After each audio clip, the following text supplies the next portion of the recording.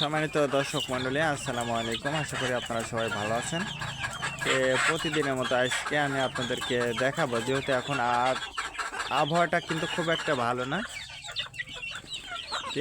এই আবহাওয়াজনিত সমস্যার কারণে কিন্তু আপনার মুরগির জ্বর আসতে পারে, জ্বর ঠান্ডা যে কোনো রোগটাই কিন্তু হতে পারে।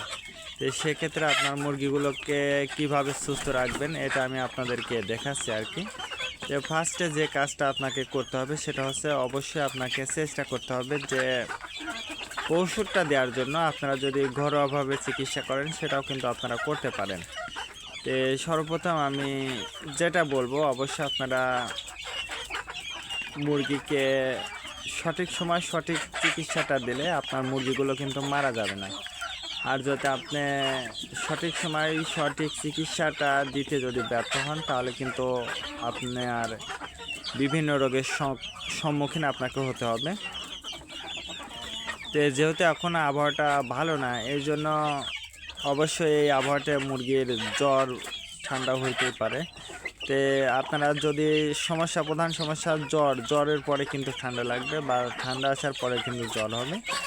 এই জ্বরে আসার পরে আপনারা যে ওষুধটা দেবেন, বা জ্বর হইলে আপনারা যে ওষুধটা দেখাবেন সেটা আমি আপনাদেরকে দেখাচ্ছি। এটা হচ্ছে ফার্স্ট বেড।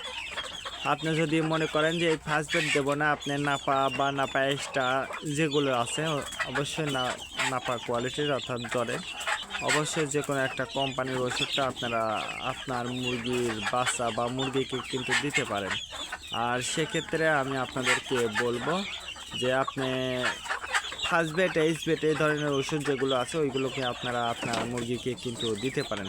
তাহলে ইনশাল্লাহ দেখবেন আপনার মুরগিগুলো সুস্থ হয়ে গেছে। আজকে এ পর্যন্ত, ভালো থাকবেন, আল্লাহ হাফেজ।